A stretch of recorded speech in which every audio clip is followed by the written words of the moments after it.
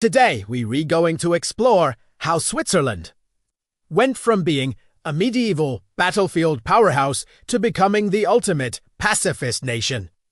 It's a fascinating story that includes everything from heroic victories to crushing defeats, mercenary armies, bloody battles, and ultimately the birth of one of the world's most successful neutrality strategies.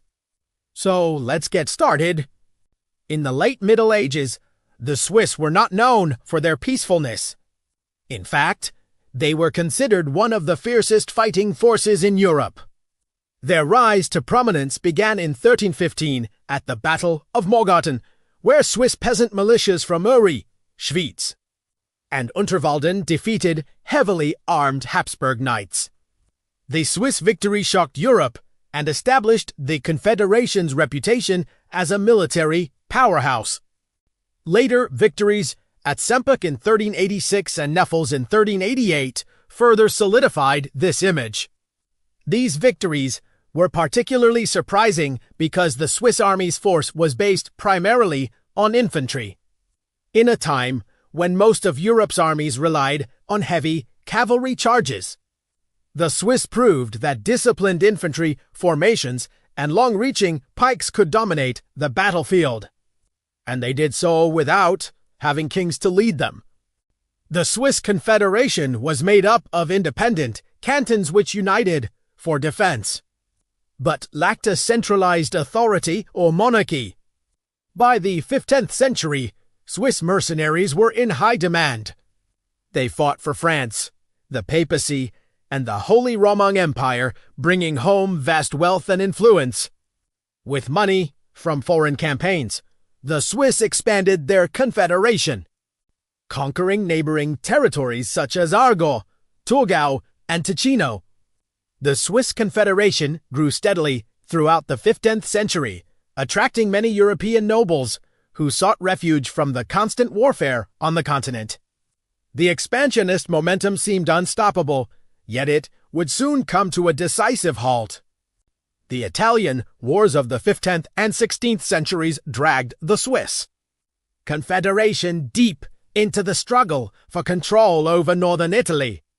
By 1515, Swiss forces occupied parts of Lombardy, including Milan, and aimed to extend their influence permanently. But standing in their way was the French army led by King Francis I. The two faced each other near the town of Marignano in what would become one of the most decisive moments in Swiss history. The Battle of Marignano saw the Swiss field one of their largest armies ever. For 3 days in September 1515, Swiss infantry, famed for its discipline and pike formations, pushed the French back.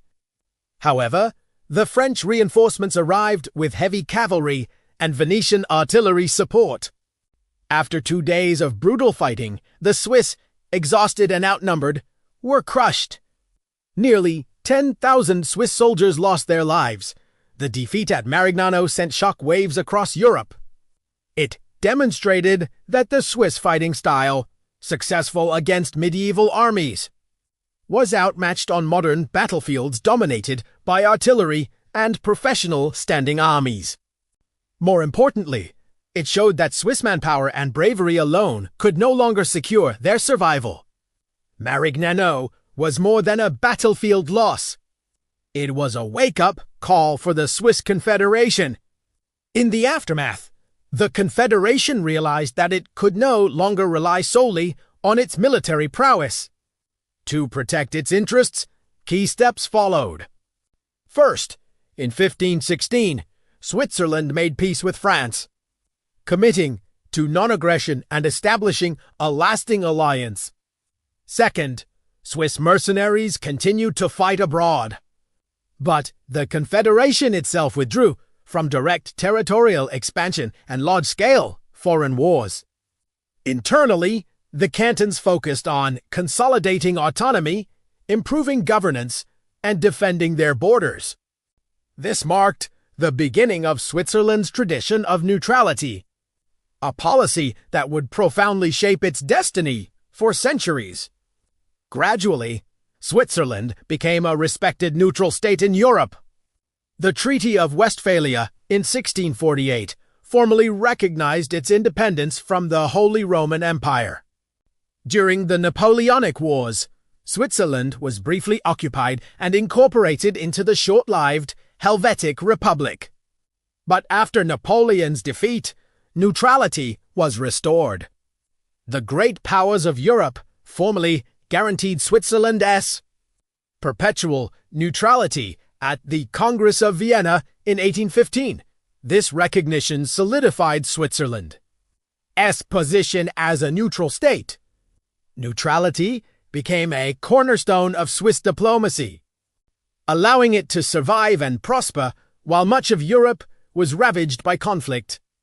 During both World War I and World War II, Switzerland mobilized its defenses, avoiding direct involvement and protecting its sovereignty.